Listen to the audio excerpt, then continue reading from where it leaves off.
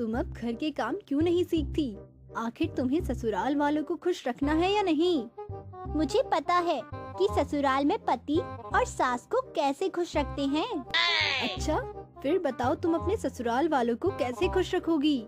पति की रोज दिन रात भूख पूरी करके और सास के रोज दबा दबा के। शर्म नहीं आती ऐसी बात करते हुए? सामने तुम्हारे भैया भी बैठे हैं। ऐसी मतलब कैसी भाभी? मैं तो ये बोल रही थी कि मैं रोज पति को खाना खिलाकर भूख मिटाऊंगी और सास के पैर दबाऊंगी। ओहो, तो ऐसा बोलो ना। अच्छा, चल जब तुझे खाना बनाना आता ही है तो तू जाकर खाना बना दे। मैं स्टोर रूम में जाकर सफाई कर लेती हूँ। जो आपके ऊपर बड़े बड़े लटक रहे हैं, इन्हें भी साफ कर लो। छी छी, क्या बोल रही है तू?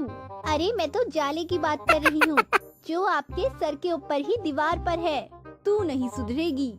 अब अचानक से प्रीति के ससुराल वाले आ जाते हैं।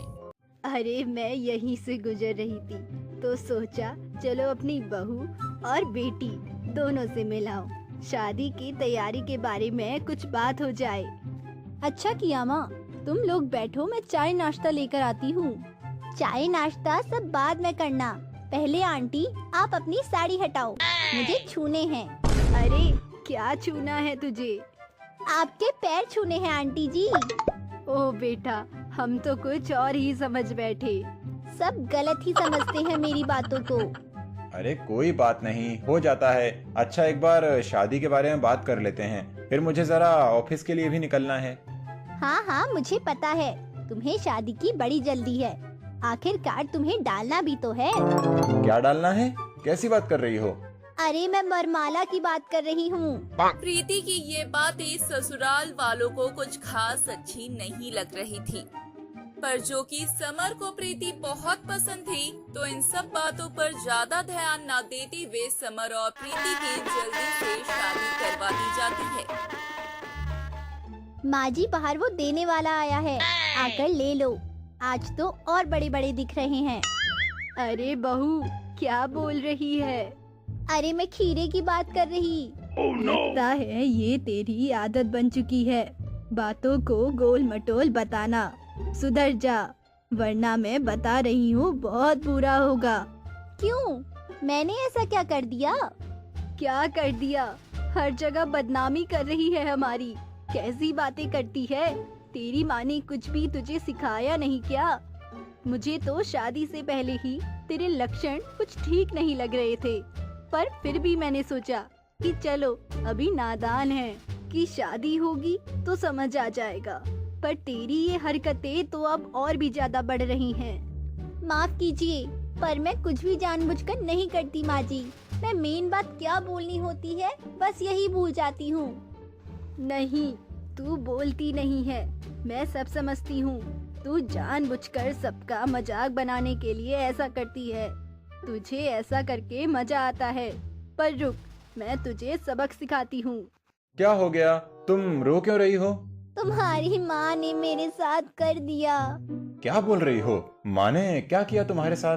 बुरा व्यवहार किया, मुझे डांटा। बोलती है कि मुझे बात करने का ढंग नहीं है। अच्छा सुनो, तुम अंदर चलो, आओ करते हैं। मैं इधर रो रही हूँ और तुम्हें करने की पड़ी है। क्या करना है तुम्हें? अरे बात करते हैं। मैं कह रहा हूँ कि तुम रो मत, तसल्ली से बात करते हैं।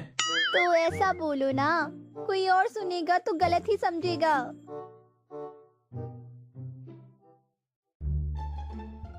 अच्छा छोड़ो, बोलो। अरे क्या खोलो? ये कोई समय है? कैसी बात कर रहे हो?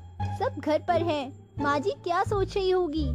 अरे क्या क्या सोच रही होगी भाई, मैं तो कढ़ाई से ढक्कन हटाने के लिए कह रहा हूँ, ताकि मैं देख सकूं कि आखिरकार आज बना क्या है। मुझे तो बहुत भूख लग रही है।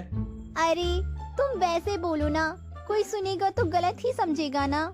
अब माधुरी यहाँ समर की सारी चाल समझ चुकी है और समर का साथ देने लगती है और प्रीति के सामने ऐसी ही आधी अधूरी बातें करने लगती है जो कि डबल मीनिंग बातों जैसी लग रही थी। क्या सोचेगा? सामने वाला खुद ही समझ जाएगा कि तुम लोग उस मूड में हो। माँ जी, किस मूड में आप गलत समझ रही हैं? अरे मेरा मतलब है खराब मूड में हो, तभी तो ऐसे परेशानी में मुंह से शब्द नहीं निकल रहे। मेन बात क्या बोलना है भूल जा रहे होंगे ना।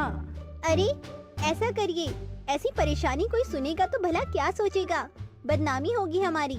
आप जरा समझाइए। पर आप तो खुद ही ऐसे कह रही हैं। आप लोग बच्चे हैं क्या?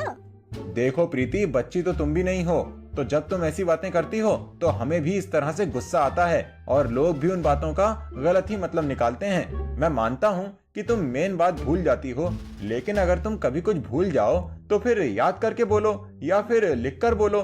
पर इस तरीके से बोलने पर गलतफहमी होती है और कोई बाहर वाला सुनता है तो हमारी बदनामी भी होती है कि उसकी बहू कैसी है, उसकी पत्नी कैसी है। लोग तरह तरह की बातें करते हैं। क्या मेरी बातें भी कुछ ऐसी लगती हैं?